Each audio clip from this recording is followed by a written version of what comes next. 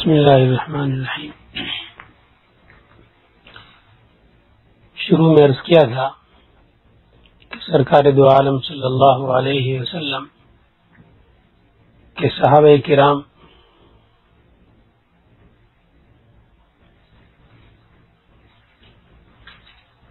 ہمارے لیے ہدایت کا چراغ اور ہمارے لیے تمام انسانوں میں سب سے بڑے رہنما اور ہادی ہیں۔ آپ صلی اللہ علیہ وسلم نے خود بھی ارشاد فرمایا، اصحابی کالنجوم، قرآن کہتا ہے وبالنجم هم یہتدون۔ اسی لیے آپ صلی اللہ علیہ وسلم کا ہر صحابی ہماری آنکھوں کا تارا، ہماری آنکھوں کا نور اور دل کا سرور ہے۔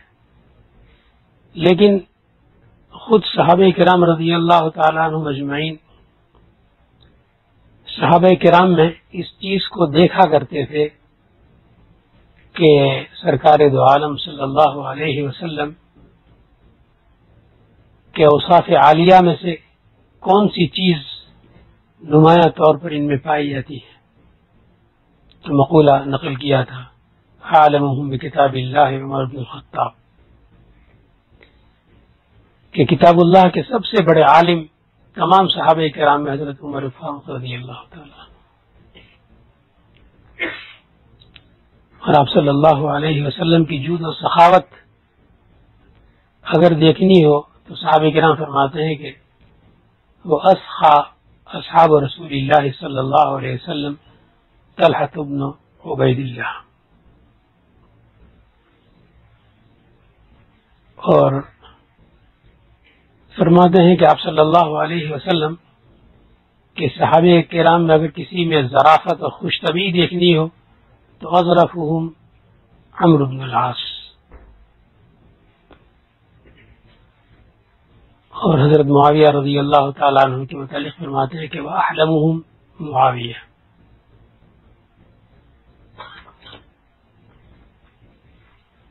آگے حضرت مغیرہ ابن شعبہ رضی اللہ تعالیٰ عنہ کا ذکر ہے۔ ان کے متعلق اس طرح ایک دو کلمے سے کام نہیں چلا، جس طرح حضرت معاویہ رضی اللہ تعالیٰ عنہ کے لیے احلمہم، تو اس کے لیے پوری عبارت تذکرہ نگاروں نے لکھی ہے کہ وہ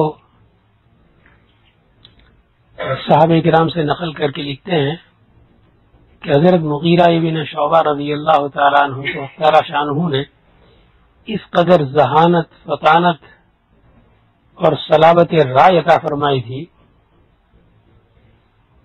کہ اگر کسی جگہ میں ان کو بند کر دیا جائے، ایسی عمارت میں جس کے بہت سارے دروازے ہوں، اور وہ دروازے اس قدر بند ہوں کہ وہاں سے ہر کسی کے نزدیک نکلنے کا کوئی راستہ نہ ہو سکتا ہو، تو فرماتے ہیں کہ حضرت مغیرہ ابن شعبہ رضی اللہ تعالیٰ عنہ کو اللہ تبارک و تعالیٰ نے اس درجے کی ذہانت عطا فرمائی تھی کہ وہ اس عمارت کے ہر دروازے سے نکل جائیں گے۔ یعنی کہا تو جا اس میں یہ بھی کہہ سکتے تھے کہ وہ کسی نہ کسی دروازے سے نکل جاتے، نہیں، کسی نہ کسی ایک دروازے سے نہیں، وہ فرماتے ہیں کہ ہر دروازے سے وہ نکل سکتے۔ یہی ان کی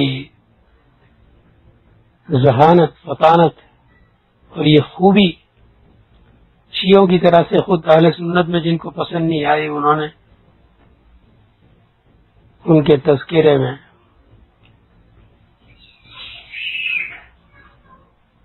ڈھیروں نہیں پہاڑوں گناہ کمائے، اور ان کی اسی جس کو میں کہہ رہا ہوں کہ ذہانت، فطانت، صلابت رائے، اس کو انہوں نے شاطر، چالباز، نعوذ باللہ کیا کیا گندے کلمات سے ان کو نوازا۔ خیر اب یہ مبارک کراتے ہیں، مبارک ایام چل رہے ہیں، مبارک مجلسیں ہیں، یہ تو سب مناظرے کی چیزیں ہیں اور درسی چیزیں ہیں. لا حول ولا قوت الا باللہ. تو یہ حضرات صحابہ رضی اللہ تعالیٰ عنہ اجمعین کے تذکرے میں یہاں سے شروع کیا تھا اور بتایا تھا کہ حضور پاک صلی اللہ علیہ وسلم کے صحابہ کرام میں سب سے زیادہ آپ صلی اللہ علیہ وسلم کے ساتھ شکل و شباہت رکھنے والے کون کون تھے. تو ان میں سب سے پہلے نام نامی اسم گرامی آتا ہے اشبہہم برسول اللہ صلی اللہ علیہ وسلم خلقا و خلقا حسین بن علی رضی اللہ تعالیٰ عنہ. اسی لیے ان کے صاحبزادے حضرت زین العابدین کے متعلق بھی یہی کلمات لکھے گئے ہیں، بالکل آپ صلی اللہ علیہ وسلم کے ہم شکل، اور عادات میں، اطوار میں، تمام اوصاف میں. حالانکہ آپ صلی اللہ علیہ وسلم کو حضرت امام زین العابدین نہیں دیکھ پائے. حضرت حسین رضی اللہ تعالیٰ عنہ یہ ان ہستیوں میں سے ہیں، جیسے بزرگوں میں جب کبھی حضرت شیخ الاسلام مدنی رحمۃ اللہ علیہ کا نام آتا ہے، ان کا تذکرہ آتا ہے تو ایک پیار آ جاتا ہے، ان کی ساری زندگی سامنے آ جاتی ہے. ایسے حضرت حسین رضی اللہ تعالیٰ عنہ کے نام نامی کے ساتھ ایک لطف آ جاتا ہے کہ حضور پاک صلی اللہ علیہ وسلم کے کس قدر لاڈلے نواز ہے.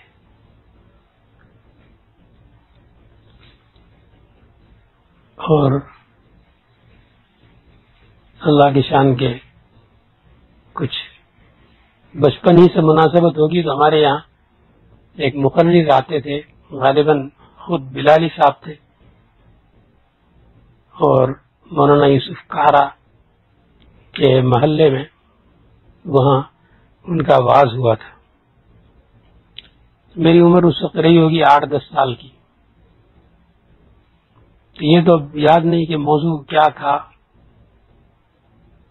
کس پر انہوں نے تقریر کی ہوگی، مگر انہوں نے یہ آپ صلی اللہ علیہ وسلم کی شان میں نعت پڑھی تھی، محمد نہ ہوتے تو کچھ بھی نہ ہوتا، ادا آج مسلم کی ہے والہانہ، بسا ہے نگاہوں میں منظر سہانا، انوکھی کہانی انوکھا فسانہ، سناؤں نرالا نرالا ترانہ، محمد نہ ہوتے تو کچھ بھی نہ ہوتا.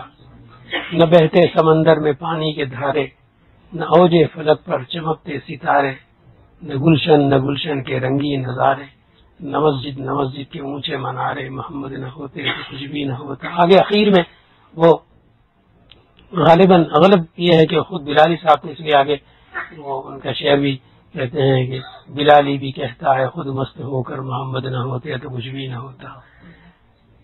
تو اس رات کو یا اس کے بعد والی رات کو مجھے حضرت حسین رضی اللہ تعالیٰ عنہ کی زیارت ہوئی، اور مجھے خواب اچھی طرح یاد ہے کہ میں خواب میں بھی دیکھتا ہوں اپنے آپ کو کہ بچہ ہوں، اور اس طرح میں نے وہ گھوڑے پر سوار ہیں، وہ گھوڑا بھی کافی اونچا بڑا گھوڑا، اور اس پر وہ سوار، تو میں سر اوپر اٹھا کر کے ان کو دیکھنے کی کوشش کر رہا ہوں.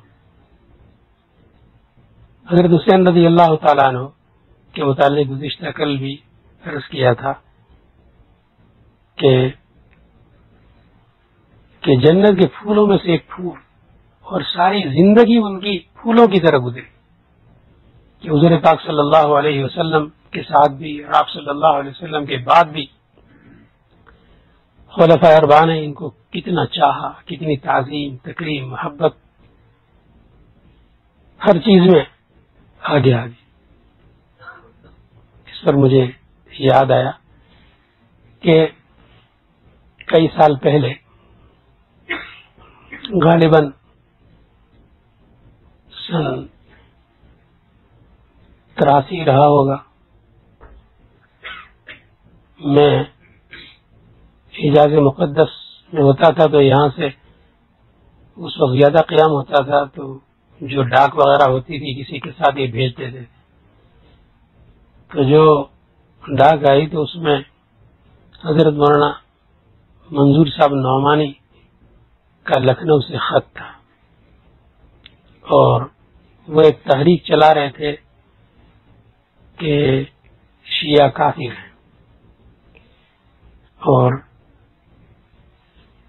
اس پر ساری دنیا میں عرب و عجم میں ہر جگہ ایک مضمون جو انہوں نے تیار کیا تھا جس میں شیعوں کے عقائد لکھے تھے، اور اخیر میں مطالبہ تھا کہ اس پر دستخط کریں کہ آپ کے نزدیک شیعہ کافر ہیں۔ تو میں نے اس پر دستخط نہیں کیے اور معذرت لکھ دی تھی اس وقت۔ تو وہاں حجاز مقدس میں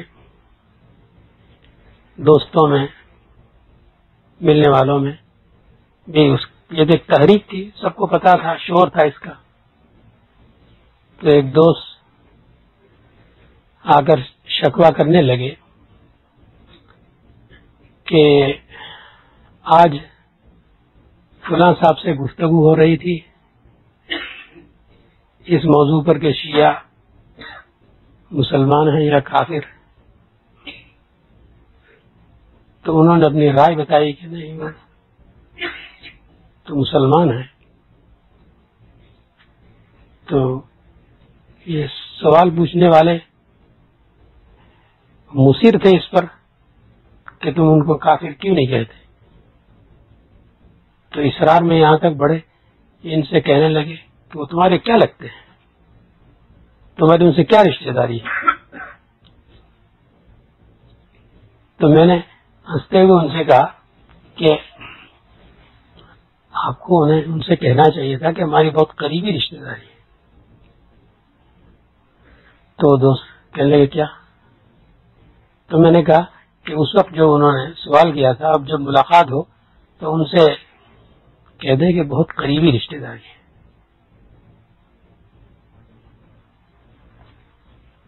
اور یہ جو تم نے سوال کیا کہ آپ جو کیا لگتے ہیں، کیا رشتہ داری ہے، تو اس کا جواب یہ دینا کہ ہمارے قریبی رشتہ دار ہیں، اس لیے کہ یزدجرد یعنی شیعہ تو بہت دور کی بات ہے، جو ان کا بادشاہ کافر تھا، کفر پر مرا ہے، یزدجرد ابن شہریار بن خسرو پرویز،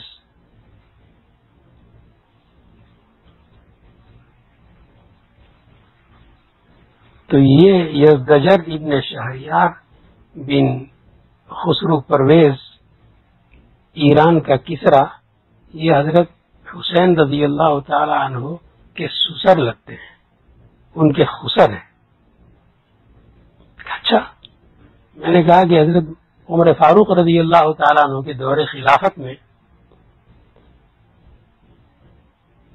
یہ کسرا کی سلطنت پر مکمل قبضہ ہوا، اور جس کی ابتدا ہوئی تھی کہ سرکار دو عالم صلی اللہ علیہ وسلم نے کسرا کے نام گرامی نامہ بھیجا، اس نے اہانت کی اور اس کو پھاڑ دیا۔ آپ صلی اللہ علیہ وسلم کو جب اطلاع ملی تو آپ صلی اللہ علیہ وسلم نے یہ کلمات فرمائے کہ اللہ تبارک و تعالیٰ اسے بھی اسی طرح پارا پارا کرے، ٹکڑے ٹکڑے کرے، جس طرح اس نے میرے گرامی نامے کو کیا ہے۔ تو یہاں سے ابتدا ہوئی تھی اور اس کی تکمیل ہوئی حضرت عمر رضی اللہ تعالیٰ عنہ کے دور خلافت میں، اور وہ اس طرح ہوئی کہ جب مکمل طور پر اسلامی فوج ایران کے دارالسلطنت پر اور ایران کے تخت پر قابض ہو گئی، یہاں تک کہ خود ان کی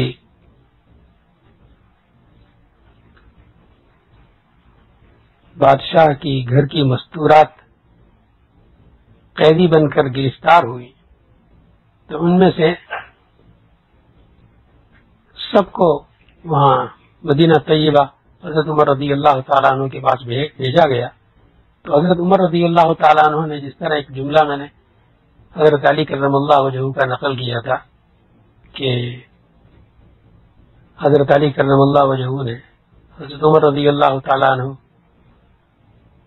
جب خنجر لگا ہے اور آپ شہید ہوئے ہیں، جب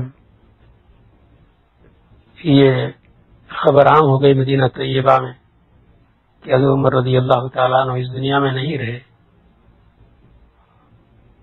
اور زخم کی وجہ سے جانبر نہ ہو سکے، تو حضرت علی کرم اللہ وجہہ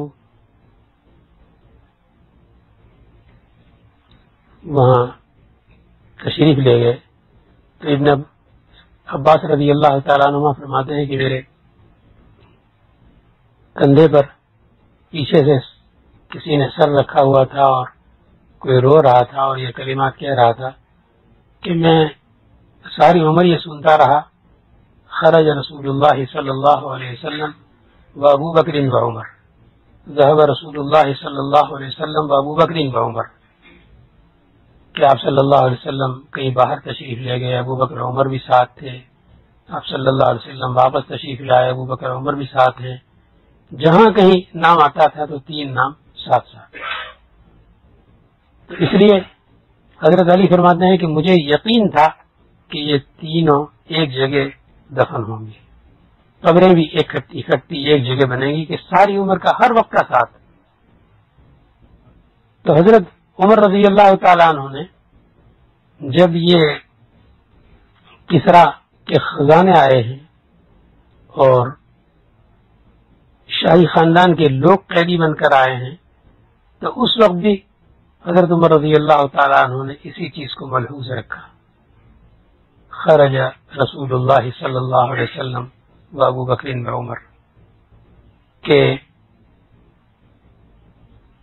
یزدجر بن شہریار جو بادشاہ تھا کسرا، اس کی تین بیٹیاں ان قیدیوں میں تھیں، تو ان میں سب سے خوبصورت جو شہر بانو تھی وہ حضرت حسین رضی اللہ تعالیٰ عنہ کو عطا فرمائی، اور دوسری بیٹی مہر بانو وہ اپنے بیٹے حضرت ابن عمر رضی اللہ تعالیٰ عنہما کو عطا فرمائی، اور تیسری کا نام تھا گیا بانو، تو یہ حضرت صدیق اکبر رضی اللہ تعالیٰ عنہ کے صاحبزادے محمد بن ابو بکر کو عطا کی۔ تو میں نے کہا کہ دیکھو کتنی بڑی رشتہ داری ہے ایران والوں کے ساتھ، کہ حضرت حسین رضی اللہ تعالیٰ عنہ کے خصل لگتے ہیں، اور میں نے کہا کہ اور آگے چلیے، ہمارے اہل بیت کے ائمہ میں سے ہیں کہ جن سے یہ آپ صلی اللہ علیہ وسلم کی مبارک نسل چلی، سادات، تو حسین رضی اللہ تعالیٰ عنہ کے صاحبزادے زین العابدین انہی کے بیٹے ہیں شہر بانو کے، اور ابن عمر رضی اللہ تعالیٰ عنہما کے یہاں بیٹے کی ولادت ہوئی جن کا نام رکھا قاسم، اور حضرت محمد ابن ابو بکر ابن عمر رضی اللہ تعالیٰ عنہما نے نام رکھا سالم، اور محمد بن ابی بکر نے نام رکھا قاسم۔ تو یہ رشتہ داری تو میں نے کہا بہت بڑی ہے کہ ہمارے امام زین العابدین کے نانا لگتے ہیں یزدجر بن شہریار، ان کے بادشاہ کسرا۔ خیر وہ الگ چیز تھی۔ میں تو حضرت حسین رضی اللہ تعالیٰ عنہ کے متعلق گزشتہ کل جہاں سے چھوڑا تھا اس کو عرض کر رہا تھا کہ حسین رضی اللہ تعالیٰ عنہ پھول جیسے، لیکن ایک چیز اپنے لیے معمول کے طور پر آپ ٹھان لیں تو اللہ تبارک و تعالیٰ اس کا کرنا آسان کر دیتے ہیں۔ کتنا معمول، کتنا زیادہ ٹھان لیں اپنے لیے، بس دل سے نیت میں پختگی ہو، عزم ہو، تو مشکل سے مشکل معمول آسان بن جاتا ہے۔ جس پر کل عرض کیا تھا کہ حضرت ابن عمر رضی اللہ تعالیٰ عنہما نے اپنی زندگی کے 25 سال میں 25 حج کیے، اور یہ 25 حج آپ نے پیدل فرمائے. اور ایک مرتبہ کے متعلق لکھا ہے کہ حضرت جعفر رضی اللہ تعالیٰ عنہ کے صاحبزادے وہ بھی سفر حج میں تھے. وہاں بیچ رستے پر انہوں نے دیکھا کہ حضرت حسین رضی اللہ تعالیٰ عنہ کا قافلہ رکا ہوا ہے. جا کر دیکھا تو حضرت حسین رضی اللہ تعالیٰ عنہ بیمار ہیں اور کئی روز تک وہ ٹھہرے رہے. ان کی تیمارداری کے لیے مستقل آدمی بھیجا مدینہ طیبہ، وہاں سے گھر والوں کو بلایا اور ان کے ثبوت کیا حضرت حسین رضی اللہ تعالیٰ عنہ کو کہ اب میرا حج فوت ہو جائے گا، میں جا رہا ہوں. اور حضرت حسین رضی اللہ تعالیٰ عنہ حج کے لیے اس سفر میں نہیں جا سکے. تو وہ بھی آخر بیمار بھی ہوتے تھے کہ حج کا احرام باندھا ہوا ہے، فسخ کرنا پڑا، مگر پھر بھی 25 حج 450 کلومیٹر کا فاصلہ، اور وہ بھی ریگستان اور پہاڑوں کا مشکل ترین دشوار ترین سفر. لیکن انہوں نے یہ ٹھان لی تھی تو اللہ تعالیٰ نے آسان فرما دیا. ایک بہت بڑے محدث ہے سلیمان التیمی، ان کے معمولات میں سے تھا کہ 40 برس امام اعظم رحمۃ اللہ علیہ کی طرح سے 40 برس انہوں نے عشاء کے وضو سے فجر کی نماز پڑھی ہے. اور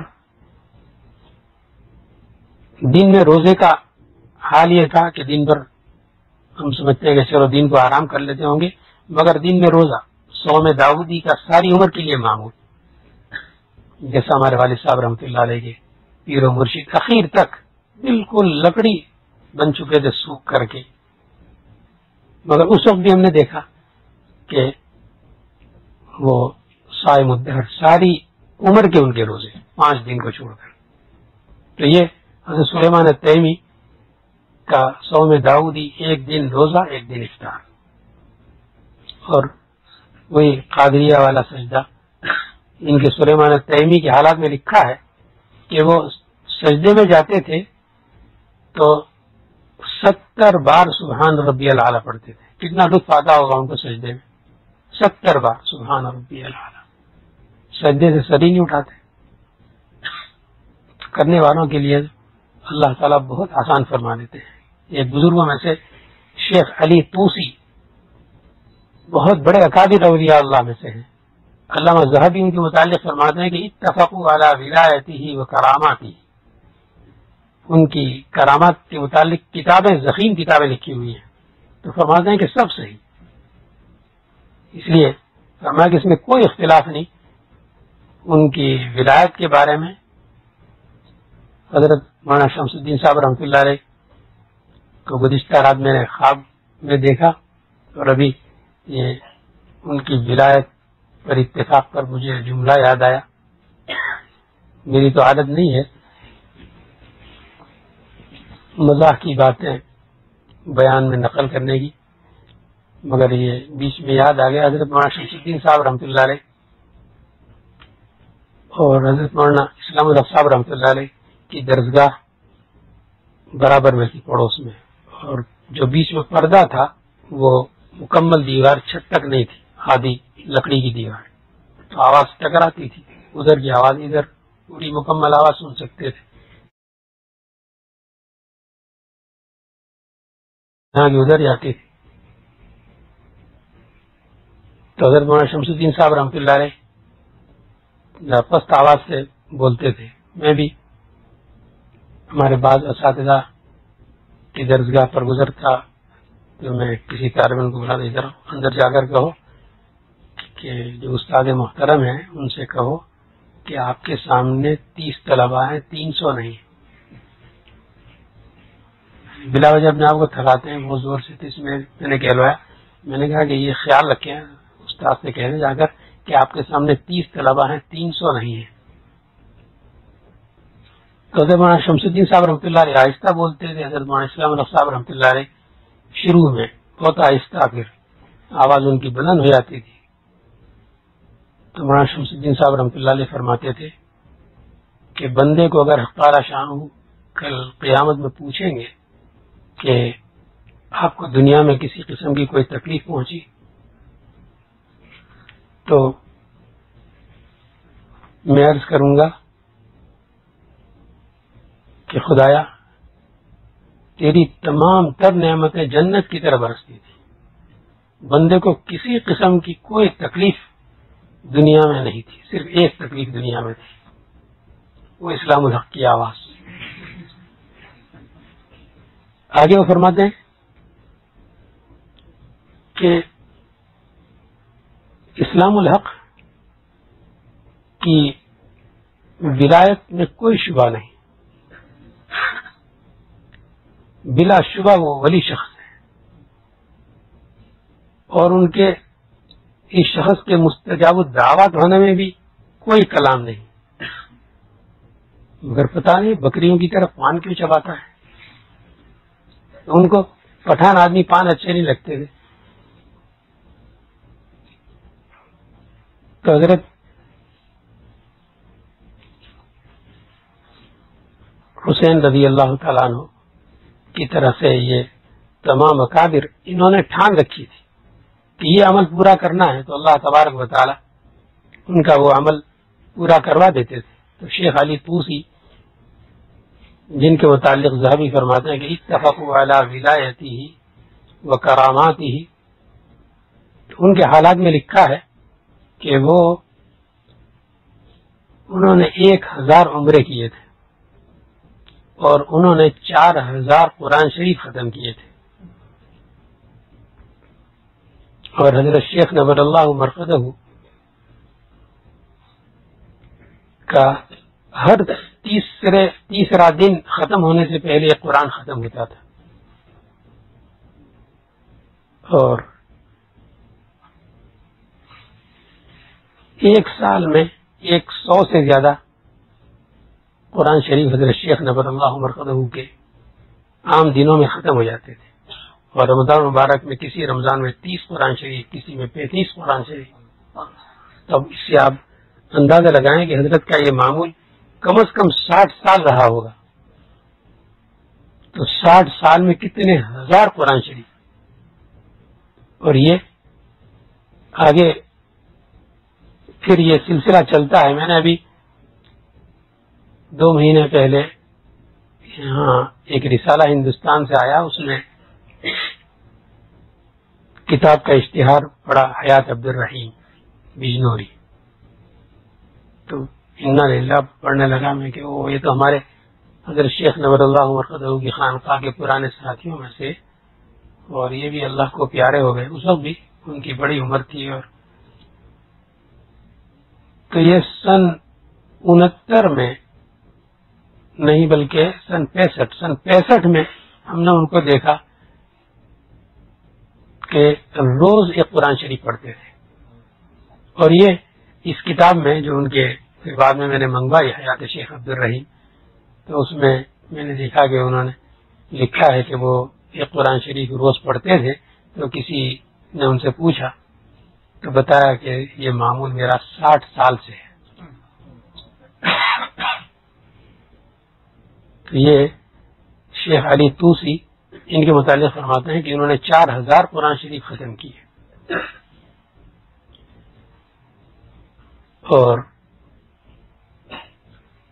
حضرت سنیے کہ جیسے حضرت مولانا حبیب اللہ صاحب رحمۃ اللہ علیہ، حضرت مولانا احمد علی لاہوری رحمۃ اللہ علیہ کے صاحبزادے کے متعلق نقل کیا تھا کہ وہ انہوں نے نظر مانی تھی کہ اگر مجھے یہاں قیام کی اجازت ملی تو میں 1.25 لاکھ طواف کروں گا، تو وہ 1.25 لاکھ انہوں نے طواف پورے کیے۔ تو یہ شیخ علی طوسی کا معمول تھا کہ روزانہ رات کو 70 طواف کیا کرتے تھے۔ اب راتیں تو سردیوں میں بڑی رات، اس میں کرنا آسان، بڑی رات میں معمول پورا کرنا 70 طواف، لیکن یہی 70 طواف جب گرمیوں میں آئیں گے تو پورا کرنا مشکل۔ تو لکھا ہے ان کے حالات میں کہ جس طرح ہم لوگ رمل کرتے ہیں اس طرح تیز تیز دوڑ کر طواف کیا کرتے تھے، تو کسی نے ایک دفعہ ان پر اشکال کیا اور ان سے کہا کہ انک ترمل فی الطواف، کہ عام طواف اس میں تو رمل نہیں ہوتا، یہ جو عادت ہے ہر جگہ لٹھ مارنے کی بہت بری عادت ہے. کسی کو بھی دیکھا مسجد میں آپ نے اس کو ٹوک دیا کہ تمہاری ناک ٹھیک نہیں ہے، تمہارا بال ٹھیک نہیں ہے، تمہاری ٹوپی ٹھیک نہیں ہے، تمہارا پائجامہ ٹھیک نہیں ہے، تمہارا کیا ضرورت اس کی؟ یہ تو محتسب کا کام ہے. اگر اسلامی حکومت ہو اور کسی کو احتساب کا امیر مقرر کیا گیا ہو، وہ روک ٹوک کر سکتا ہے. جو بیچارے اس طبقے کے لوگ مشکل سے آتے ہیں ان کو کیا پتا کہ اب یہ اس طرح پائجامہ نیچے تک ہو تو گناہ بھی ہوگا، اور اس طرح یہ آہستہ آہستہ خود ہی اللہ تعالیٰ سمجھ دیتا فرما دیں گے. تو انہوں نے ان کو لٹھ مارا اور کہا کہ انک ترمل فی الطواف، کہ وہ تو عمرے کا جو طواف ہوتا ہے اس کے پہلے 3 شوط میں رمل کیا جاتا ہے، تم تو یہ سارے طواف کرتے ہو جس میں رمل کے ساتھ چلتے ہو. تو اللہ کے بزرگ کیا جواب دیتے؟ چپ ہو رہے ہوں گے. تو یہ جو اعتراض کرنے والا تھا رات خواب دیکھتا ہے، سرکار دو عالم صلی اللہ علیہ وسلم کی زیارت ہوتی ہے، اور جو اشکال کیا تھا انہوں نے شیخ علی طوسی سے، تو وہی اشکال زبان پر سرکار دو عالم صلی اللہ علیہ وسلم کے سامنے بھی شکایت کر رہے ہیں کہ یا رسول اللہ یہ شیخ علی طوسی طواف کرتے ہیں، اس میں رمل کرتے ہیں، دوڑتے ہیں. کبھی شکایتیں الٹی پڑ جاتی ہیں. آپ صلی اللہ علیہ وسلم نے ارشاد فرمایا جواب میں کہ میری طرف سے انہیں کہہ دینا کہ اگر تمہیں اس سے زیادہ تیز چلنے کی قدرت ہو تو اس سے زیادہ تیز چلا لو.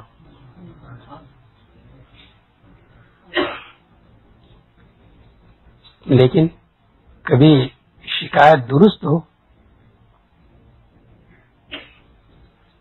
اور صحیح ہو تو پھر جان کے نہیں ایمان کے لالے پڑ جاتے ہیں. مجھے یاد ہے وہ جگہ، وہ وقت حضرت شیخ نور اللہ مرقدہ جنہوں نے پرانا ابھی یہ نیا حرم بننے سے پہلے دیکھا تھا جہاں عورتوں کے لیے جگہ بنی ہوئی ہوتی تھی، تو اس کے ساتھ جو پہلا صحن ہے جہاں بھی چھتریاں ہیں تو وہ صحن کھلا ہوا تھا. اس وقت چھتریاں بھی نہیں تھی، مکمل کھلا ہوا صحن. اس کی پہلی صف میں حضور پاک صلی اللہ علیہ وسلم کے مصلی مبارک کی بالکل سیدھ میں حضرت شیخ نور اللہ مرقدہ کے لیے ہم جگہ رکھا کرتے تھے. وہاں حضرت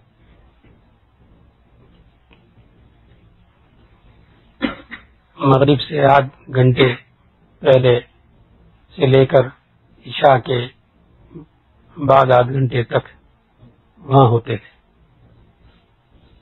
مغرب عشاء کے درمیان کا سارا وقت ہم خدام پیچھے بیٹھ کر اپنے معمولات میں مشغول رہتے، ویسے بیٹھے رہتے. کبھی کوئی ضروری بات چیت ہو گئی تو میں نے یہ سید خلیل صاحب مدنی کے بہنوئی تھے بھائی ابرار، ان سے پوچھا کہ بھائی ابرار کیا حال ہے، بچے ٹھیک ہیں؟ تو بجائے جواب دینے کے ان کے آنسو شروع ہو گئے، رو رہے. میں ڈر گیا، میں نے کہا بھائی اللہ خیر کرے، ایسا کیوں، کیا بات؟ جب انہیں کچھ افاقہ ہوا تو اس کے بعد وہ کہنے لگے کہ بھائی یوسف کیا بتاؤں، میں جس عمارت میں رہتا ہوں تو اس کے نیچے دوسرے لوگ رہتے ہیں، تو ہمارے یہاں اس سے پانی نیچے ٹپکا ہوگا. انہوں نے شکایت کی, ہم نے پلمبر کو بلایا, ٹھیک کروایا. پھر بھی بعد میں انہوں نے شکایت کی, دوبارہ بنوایا. ابھی کل پھر وہ آئے اور کہنے لگے کہ ابھی پانی پھر ٹپکتا ہے, اور انہوں نے نیچے سے پانی ہمارا بند کر دیا. اب کہتے ہیں چھوٹے سے بچے کے ساتھ ہم ہیں, میری گھر والی خلقتاً کمزور, اور حضرت مولانا بدیر عالم صاحب رحمۃ اللہ علیہ کی نواسی سعادات میں سے, عام عورتوں کی طرح باہر نکل کر کام کاج کرنا اس کے لیے بہت مشکل. تو بچے کے ساتھ ہر وقت پانی کی ضرورت رہتی ہے, تو نیچے سے ڈول بھر بھر کر اوپر لانا ہر تھوڑی دیر میں, اس کے لیے ایک ڈول چاہیے, کھانے کے لیے, پکانے کے لیے, کپڑے دھونے کے لیے, بچے کو نہلانے کے لیے, پینے کے لیے, فلاں اس کے لیے. تو کہتے ہیں بہت تکلیف میں ہوں.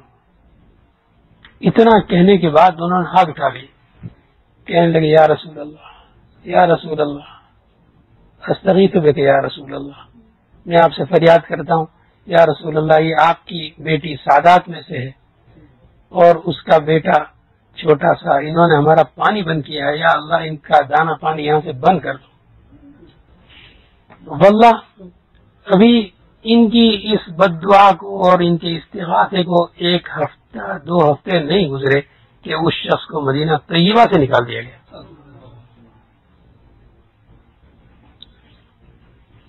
شکایت کتنے دور آپ صلی اللہ علیہ وسلم کی. دنیا کے مجتہد جو بند بیٹھتے ہیں وہ چلاتے رہتے ہیں کہ یہاں سے سلام پڑھتے ہو, وہاں سے سلام پڑھتے ہو. آپ صلی اللہ علیہ وسلم کی قبر مبارک سے کئی 100 گز دور ہم بیٹھے ہیں, اور وہاں سے وہ فریاد کر رہے ہیں آپ صلی اللہ علیہ وسلم سے, اور سن لی آپ صلی اللہ علیہ وسلم نے, شکایت پہنچ گئی. اور ہزاروں ظاہری باطنی تمام حربیں استعمال کرنے کے باوجود وہ شخص اس کا خاندان رہ نہیں سکا, مدینہ طیبہ نکال دیا گیا. تو یہ جن کی شکایت پہنچ جائے ان کو نکالا بھی جاتا ہے, اور جن کو رکھنا منظور ہوتا ہے. لغت کے بہت بڑے امام ہیں, امام اللغہ ابو عبید, سب سے بڑے لغت کے امام.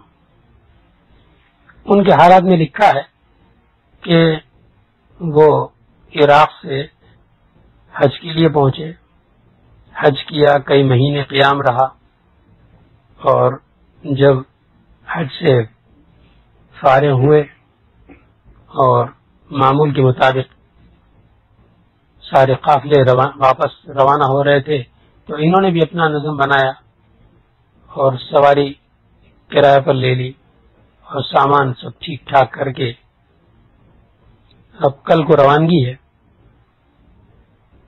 رات کو سوئے تو خواب میں دیکھتے ہیں کہ ایک جگہ مجمع ہے, اور سب لوگ جمع ہے. پوچھا کہ کیا بات, کہنے لگے آپ صلی اللہ علیہ وسلم اندر تشریف رکھتے ہیں. تو جو دربان ہیں ان سے اجازت لے کر سب لوگ مسافے کے لیے اندر جا رہے ہیں.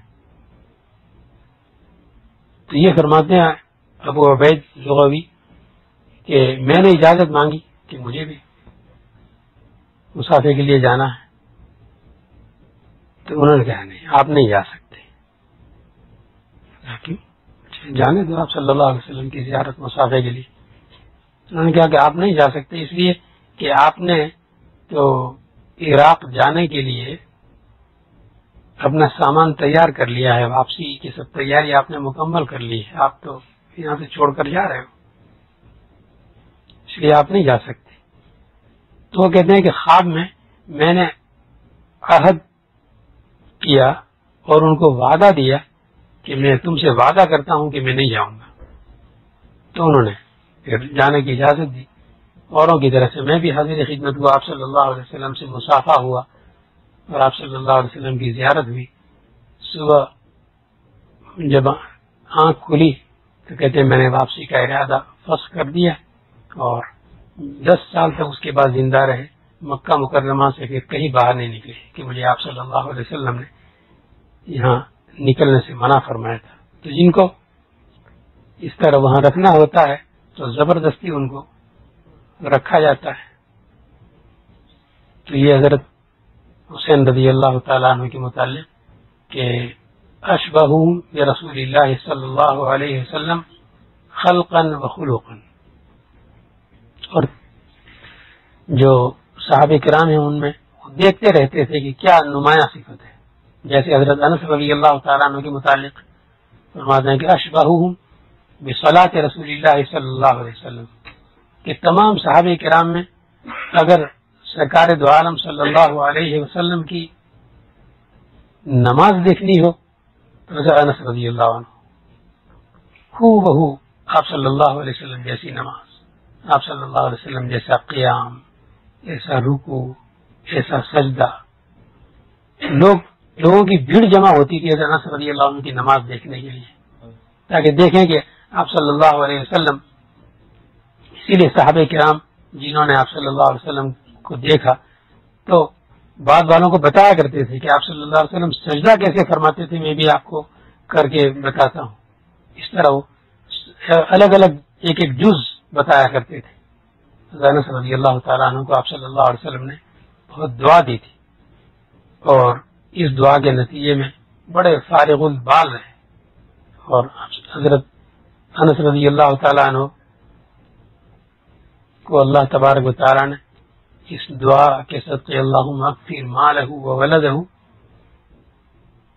تو اولاد اتنی عطا فرمائی کہ ان کی زندگی میں 120 بیٹے اور بیٹیاں تو خود انہوں نے دفن کی, تو زندہ کتنی رہی ہوں.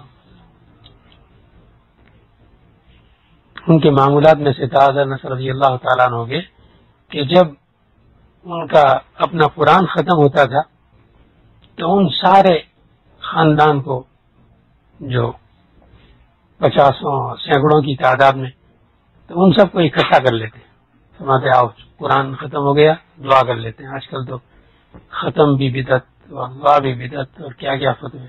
حضرت انس رضی اللہ تعالیٰ عنہ کا معمول تھا کہ وہ ختم پر سب کو اکٹھا کرتے اور دعا فرماتے اور ان کی دعا پر سارا خاندان آمین کہتے اور ان کی دعا ایسی مستجاب ہوتی تھی کہ ایک دفعہ چونکہ آپ صلی اللہ علیہ وسلم کی دعا کے صدقے اللہ تعالیٰ نے بہت کچھ عطا فرمایا تھا, بڑی بڑی جائیدادیں. تو ایک باغ کا مالی آیا اور عرض کرنے کا حضرت وہ فلاں باغ میں پانی نہیں ہے, سوکھ گیا کنواں, پانی نہیں آ رہا. حضرت انس رضی اللہ تعالیٰ عنہ نے ہاتھ اٹھائے, دعا شروع فرمائی اور ابھی دعا سے فارغ ہو کر چہرے پر ہاتھ نہیں پھیرے کہ بادل آئے, برسنا شروع ہوئے اور اتنا پانی برسا کہ وہ سارا کا سارا جو باغ تھا حوض کی مثل بن گیا. لکھا ہے کہ گھٹنے تک پانی اس میں جمع ہو گیا. تو حضرت انس رضی اللہ تعالیٰ عنہ نے ہم نے کسی خادم کو بھیجا اور فرمایا کہ ذرا دیکھ کر آؤ کہ وہ یہ بارش کہاں تک برسی ہے. تو وہ دیکھ کر آئے, کہنے لگے کہ صرف آپ کے باغ پر. تو یہ اشبہہم بصلاۃ رسول اللہ صلی اللہ علیہ وسلم انس بن مالک و اشبہہم بمشی رسول اللہ صلی اللہ علیہ وسلم عمیر بن الاسود. اللہ اکبر اللہ اکبر. صحابہ کرام کتنی تدقیق سے آپ صلی اللہ علیہ وسلم کو یاد رکھتے ہیں. اللہ اکبر, ایک ایک چیز یاد رکھنے کی کوشش کی جاتی ہے. حضرت ابو بکر صدیق رضی اللہ تعالیٰ عنہ کو آپ صلی اللہ علیہ وسلم نے امیر الحج بنا کر بھیجا. ہزاروں کے قافلے کو لے کر مدینہ منورہ سے مکہ مکرمہ کا حج کا سفر ہو رہا ہے کہ حج فرض ہو گیا. آپ صلی اللہ علیہ وسلم خود تشریف نہیں لے گئے، ان کو امیر الحج بنا کر بھیجا. راستے میں مکہ مکرمہ اور مدینہ منورہ کے راستے میں ایک جگہ منزل کیے ہوئے ہیں، قافلہ ٹھہرا ہوا ہے، سب اپنے اپنے کاموں میں مصروف ہیں. اور اچانک حضرت صدیق اکبر رضی اللہ تعالیٰ عنہ کھڑے ہو گئے اور چاروں طرف دیکھ رہے پریشان. سر پوچھا کیا بات، کیا ہو گیا، آپ کیوں کھڑے ہو گئے، کیا ہو گیا؟ کہنے لگے آپ صلی اللہ علیہ وسلم.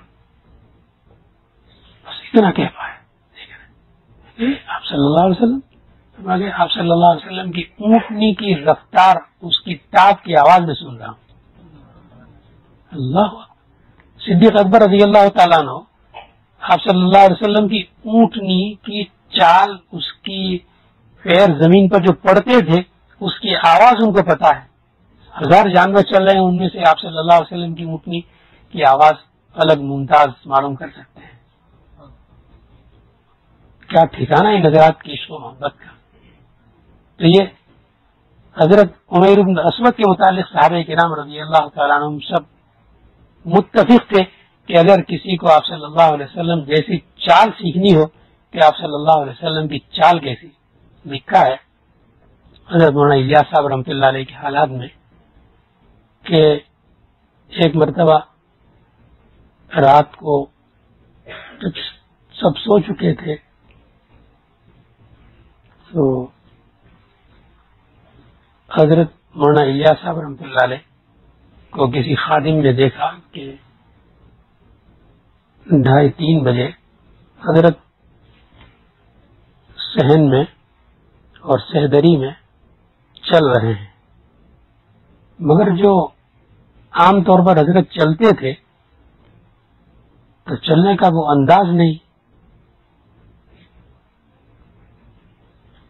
تو یہ خادم قریب جا کر پوچھنے لگے کہ حضرت کیا بات ہے، کوئی تکلیف ہو گئی؟ آپ اس وقت آرام فرمانے کے بجائے چل رہے ہیں اور چلنے کا انداز بھی کچھ مختلف سا، کیا کوئی تکلیف تو نہیں؟ فرمایا کہ میں آپ صلی اللہ علیہ وسلم جیسی چال چلنے کی کوشش کر رہا ہوں.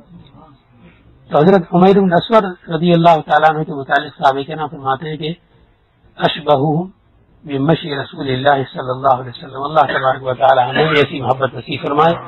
اللہم صلی علی سیدنا و نبینا و شفیعنا